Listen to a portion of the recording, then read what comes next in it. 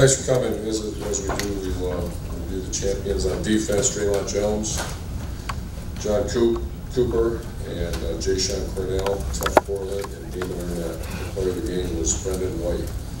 He went 10 tackles, 3 assists, 2 tackles for loss. On offense, yeah, J.K. Dobbins ended up with 185 yards, 3 touchdowns. Luke Farrell played very well, arguably his best game. Wide receiver, Johnny Dixon with 96 yards receiving and a touchdown. Paris Campbell. And then offensive line, we gave it to all 5. They were actually player of the game. We gave it to the offensive line with Mike Weber getting an honorable mention. He laid on the ground. He played really hard. And then special teams was very solid. Saturday we had 2 kickoff returns against us for 25 total yards. And Spielman was a heck of a returner. He had 1 return for -2 yards, and we had a block punt that was obviously a big part of the game. So, answer any questions. Obviously a big one this week against Michigan State. Very strong rivalry. That we have a lot of respect for that team, and we're playing as good a defense as there is in the country. So, I'll answer any questions for you. Front row middle, Dave. What are you seeing from your linebackers this year? Not just this past game, but what are you seeing from your linebackers? I see improvement. I see a group that was really all for 3 new starters. You know, Tough was a returning guy, but they had Barron playing it. He had, I believe, full-time starter, and Pete Warner first-time starters. So I see improvement, but we still have far too many missed tackles. We had 6 or 7 tackles for losses that we missed. So that's what I see. And when Dwayne Haskins takes off the scrambles, it seems like sometimes he's sliding too early. And what do you see from him? I know it's not his forte, but when he scrambles, what do you see from him? What do you teach him? Yeah, you like to see him, you know, you'd like to see him get all he can and then get down. I know the one you're talking about. It wasn't the most graceful. So. But that's, you're asking what we want, as much as you can get down. Second row right, Rob. Urban, along those lines, we all kind of remember Dwayne against Michigan, that run he had. Were we just fooled there, or has he been discouraged from running? Has he been coached to go down? Which one is it, I guess? No, I think, you know, not that I'm aware of. I mean, we've always wanted our quarterbacks. That's a big part of the game. We made a nice play on the scramble to the right and completed the pass, keeping his eyes downfield to Luke. But no, you always want to get all you can. You thought he'd be more of a runner, a little bit, or what's your analysis of that? I know he's not, you know, obviously not a JT, but I'd have to go back and catch him up a little bit. You know, those are always those yards you see that you have to get them somewhere else if you're not getting it from the quarterback. And then on the other side of the ball, I think we heard from you. In your words, how much is losing Nick Bosa affected this defense? I mean, not just him, but he affects it. Can you Well, yeah, whenever you know, arguably, it's probably top 5 players in America is not playing. He's an inspiration as a captain, was this, was that. But you know, that happened quite a while ago. So what's the impact? Obviously big, but you got to move on. Front row left, Doug. You talked a lot about last week, you guys, during the bye week, trying to figure out what to do, especially with the red zone, and you worked on that so much. When you come up with something like that jumbo package, you had Wyatt tight end, can you just take us through a little bit? Are you watching loads of film? Are you looking at things you've tried in Florida? Are you looking at other teams? Is there almost, not a fight, but like a healthy debate? Someone thinks this, someone thinks that. What's it really like to come up with that? That's exactly what goes on. You know, first of all, it's our offense, and so we'll go back in time and say, what did we have? What did we do when we didn't have, you know, the JT, the Tebow, even Alex was running enough. The guys that weren't big runners were Chris Leak, Cornell Jones at times. Cornell Jones was second in there. And then you know, when teams are loading the box on you, they're playing, especially last week. And defense, a lot of teams are playing down. It's called Bear Zero, which is just 2 extra hats wherever you go, so you have to throw it. And we want to run the ball, so it's all the above what you just said. Go back and see what you've done. You have Ryan Day, Kevin Wilson, others from other styles of offenses. And we have that conversation. We go back and see the best red zone offenses in the country. You're talking about probably 40 hours of time into that. And it was great to see, you know, to see J.K. down in the end zone twice, and and then Paris on the little push pass to him. We were 3 of 4, and one was a ill-advised throw, an interception. And we know, and you were asked about leadership, I think, a couple weeks ago with this team. We know the guys last year, JT and all those other seniors. Right now, maybe after a bad play, after a turnover, or you're losing at halftime in the game or whatever, who are the guys in the game, on the sideline? Do you see players walking around telling guys to keep their heads up, or are you maybe missing some of that a little bit? I think it's growing as a team. You mentioned some outstanding leaders from a year ago. On offense, you can see those receivers picking up the slack, and you can see Isaiah Prince is a vocal leader, Michael Jordan his own degree, and then Dwayne's trying to get there. Dwayne, that's something that he's improved greatly. He still has a ways to go. On defense, right now it's the confidence factor.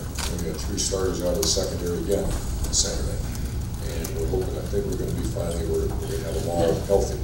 But it's been like that. It's been a deck of cards shuffling in and out on the back end of our defense. So I think we got them all healthy. It's hard to lead when guys are out of the game. You just don't have the consistency. Then right next door to Doug, Steven. Has been in comparison now, he's been all season. That wasn't one of his best showings. Do you feel like the emphasis on the running game played a role in that? We talked about that. I mean, that's you get what you emphasize, and we spent a lot of time on some other facets of our offense. But yes, I would agree with that. And also, Brandon White, you talked about as well. He had a great game. Have you thought about starting him and Fuller together? Sure. Yeah, those decisions will be made in the next couple of days. Back row middle, Patrick. Following up with Brendan, you guys obviously have kind of been in flux at that position throughout the year. I know you said after the game that he needed to prove to the coaches and whatnot, but what did you see from him that made him the next guy in? And do you think that this is something he can consistently do, or is that just a one game he's excited to be in kind of thing? We're going to find out. He's certainly going to play. He's earned that right. He's practiced. That was coming. That was his practices have been very good the last couple of weeks. And, Coach Grinch made that clear in front of the team after the game. But he's earned that right to be on the field. Given some other question marks, and you talked about guys that are close and whatnot, does seeing a performance like that coming off the bench make you think any more about some of those other guys that you've mentioned being close, getting them in the game more? It certainly has, and we haven't had those opportunities like we've had in the past to get guys in the game.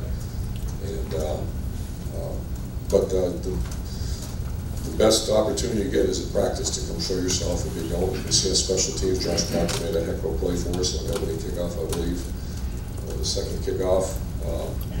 And some other guys are really coming on, Travis Mitchell, and some of these other guys are doing very good for us in special teams. That's practice, special teams, opportunity to play on defense. Fifth row left, Andrew. Do you feel the running game now is in a place where you can replicate the success you've had against Nebraska the rest of the season? That's what we're working on right now.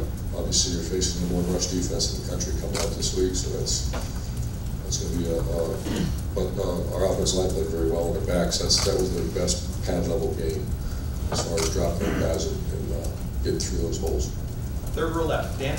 Urban, Mike Weber and Isaiah Prince posted after the game, you guys really didn't call any RPOs on Saturday, that it was more traditional runs. What kind of made this past week the time that you guys decided to change to more of a traditional running scheme? That was part of those hours and hours and hours of how do we get those two guys involved in the game and let them drop their pads and go do what they do best, and that's run the ball. And I don't know if that's exactly true, but the majority of them were direct handoffs. Do you think that what worked against Nebraska is sustainable going into a game like this with such a tough rush defense? It has to be. I mean, obviously, schematically it will change because it's a completely different defense. That was a bare 0-3-4 look, and this is going to be a 4-3 look. So it's just schematically it's different, but the mentality has to be the same. Front row right, Austin. Urban, to go back to what Doug was asking about that red zone package, what do you call that sort of jumbo look there? Where did this one specifically come from? Well, Wyatt Davis is a guy that's been, he's practicing. I mentioned his name, and you've got to get that guy in the game. Have to get him in the game, and we've done that before with Bowen. Remember in the past, we put him at tight end, and other people have done that. And Wyatt Davis earned that right, and it worked. Have you been a fan of the continued rotation with Mike Weber and JK? Some people say running backs need to get a rhythm and going back and forth on the drives. Maybe is that a part of the problem for the running game in your mind, or have you been okay with how that's played out this season? I've been okay with it. I don't micromanage that too much, but if I have to, I'll get involved in that. But I think a fresh back that goes a good series, and then the next guy gets the next series. And obviously near the end, JK got a couple extra series. Just he was so tight with the football. We got to make sure Mike takes care of the ball. Right, Tim? Did you notice something coming out of that game, and maybe yesterday? Is there a little more bounce in the step of your offensive line and your running backs? I mean, I don't think Dolber is part of what you want to see coming along this late in the season. What did you just notice about them coming off a game like that? Well, they're very healthy now. They're, Thayer is healthy. Wyatt Davis, we get a little bit of depth. Bowen's practicing with the team again. They had 2 excellent weeks of practice, and they were confident going in that game, and we stuck with them. When you put in something like that, though, with like, in other words, a full house backfield, do you literally have to have other things out of it? Is that part of the way you look at it? Yeah, we did a couple things out of it. We ran the Paris play, and then we tried to throw a couple times. I'm not sure we hit one if I remember right, but you have to do other things out of it. The other thing, when you say Michigan State's really coming on defensively, they had some problems really early in the year, but they've got them straightened out, it looks like. What just stands out about their defense more than anything else as you watch them on video? Their front set, they're excellent corner. The boundary corner's excellent player, and then that frees them up to do what they do. Their defense hasn't changed that much. They do a little bit different things this year, but well-coached defense, tough guys. Defensive front's outstanding, and their backers are outstanding. Ken, well, that's one last thing. Brendan White, as you sit there watching him Saturday, was it refreshing to you to see a guy that literally stepped up into the limelight and delivered? I mean, he was making plays, he wasn't just running around. Just what did that do for you? Because y'all have had problems getting another safety going. Right. It was, I'm not sure the term refreshing. I'm sure I've ever used that in my life. Well, Those who know me know that's not. Did you find somebody? I guess. Did you find somebody? It felt good for him, so you're right. Going back to springtime, safety was not a solidified position.